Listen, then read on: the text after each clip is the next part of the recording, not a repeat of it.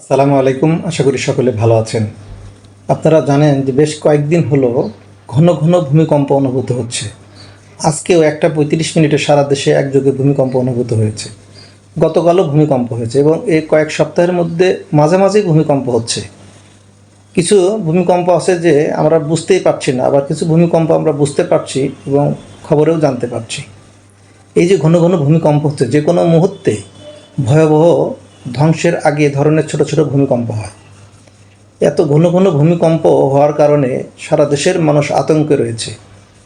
ভূমিকম্প নানান কারণে হতে পারে, ভৌগোলিক কারণে ভূমিকম্প হতে পারে। আমাদের দেশে সয়েল রিসার্চ ডিপার্টমেন্ট ইনস্টিটিউট রয়েছে, যাদের মাধ্যমে দেশের বিভিন্ন স্থানের মাটি পরীক্ষা করে দেখা যায় কোন মাটিটা ভূমিকম্প সহনশীল এবং কোন স্থানের মাটিগুলো ভূমিকম্প প্রতিরোধে অক্ষম, সেগুলো চিহ্নিত করে রাখা অগ্রিমভাবে এবং বিল্ডিং কোড অনুসরণ করে বিল্ডিং নির্মাণ করা, ভূমিকম্প সহনশীল যন্ত্রপাতি ব্যবহার করে, রড ব্যবহার করে, সিমেন্ট ব্যবহার করে সেভাবে বিল্ডিং নির্মাণ করা আমাদের জন্য প্রয়োজন।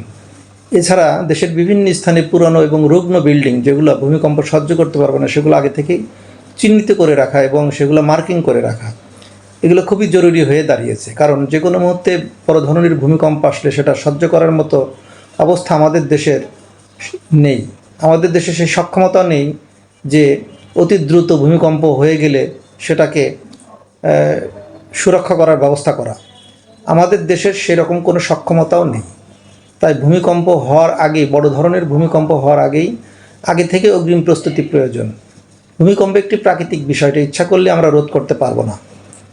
ইসলাম ধর্মীয় দৃষ্টিমতে সূরা জিলজালা আল্লাহ বলেছেন যে ইজা জুলজিলাতিল আরদু জিলজালাহা, যেদিন পৃথিবী তার প্রকম্পনে প্রকম্পিত হবে, ভূমিকম্পর কথা বলেছেন। ভূমিকম্প ধর্মীয় দৃষ্টিতে মানুষ যখন অতিরিক্ত গুনাহে লিপ্ত হয়ে যায়, তখন ভূমিকম্প, খরা, বন্যা, বিভিন্ন ধরনের প্রাকৃতিক দুর্যোগ মানুষের উপরে নেমে আসে।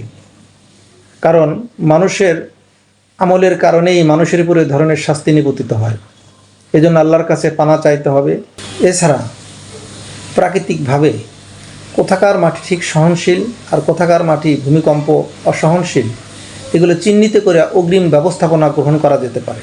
বিল্ডিং কোড অনুসরণ করে বিল্ডিং তৈরি করা যেতে পারে। পাশাপাশি আমাদের আশেপাশে যে সমস্ত দুর্বল এবং রুগ্ন বিল্ডিং রয়েছে, এগুলোকে চিহ্নিত করে রাখা এবং তার আশেপাশে মানুষজনের বসতি থাকলে সেইভাবে ব্যবস্থা গ্রহণ করেই থাকা, যেন ভূমিকম্প হলে বা সেগুলো ধ্বংসপ্রাপ্ত হলে যাতে সহজেই আমরা সেখান থেকে বেঁচে ফিরতে পারি। এরপর স্কুল কলেজগুলোতে মাঝে মাঝে ড্রিলিং করানো এবং ফায়ার সার্ভিসের যে ট্রেনিং অপশনগুলো রয়েছে, এগুলো মাঝে মাঝে বিভিন্ন জায়গায় জনগণের মাঝে প্র্যাকটিস করানো।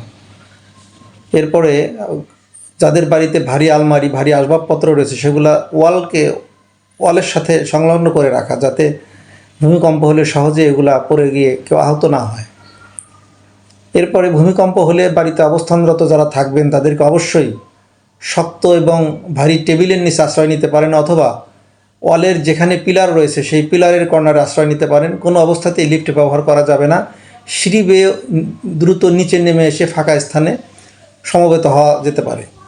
এই বিষয়গুলো অতি দ্রুত আমাদেরকে ট্রেনিংয়ের আওতায় নিয়ে আসা উচিত এবং প্রত্যেক বাড়িতে অভিভাবকদের উদ্যোগে, শুধু সামাজিক উদ্যোগ এবং রাষ্ট্রীয় উদ্যোগের অপেক্ষায় না থেকে অভিভাবকরা বাচ্চাদেরকে নিয়ে, পরিবারের সদস্যদেরকে নিয়ে ভূমিকম্প আসলে কী ধরনের সতর্কতামূলক ব্যবস্থা গ্রহণ করতে হবে এ বিষয়ে একটা ফিল্ড ট্রেনিং করানো যেতে পারে। এবং প্রত্যেক বাড়িতে যদি এই ধরনের প্রশিক্ষণের ব্যবস্থা অভিভাবকরা সবাই মিলে করেন, তাহলে অবশ্যই সেটা আমাদের জন্য মঙ্গলজনক হবে।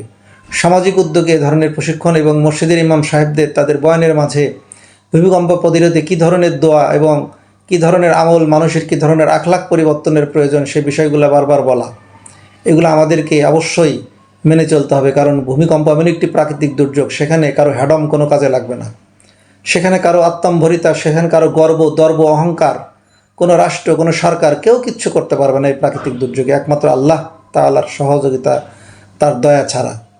এজন্য আসুন, ভূমিকম্প যেহেতু ঘন ঘন হচ্ছে, পরবর্তী কোনো ধরনের দুর্যোগ আসার আগেই আমরা অগ্রিম প্রস্তুতি গ্রহণ করি। মহান আল্লাহ তাআলা সবাইকে এই ধরনের প্রাকৃতিক দুর্যোগের হাত থেকে রক্ষা করুন। আমিন। Voice of Atikullah Arefin Rasel.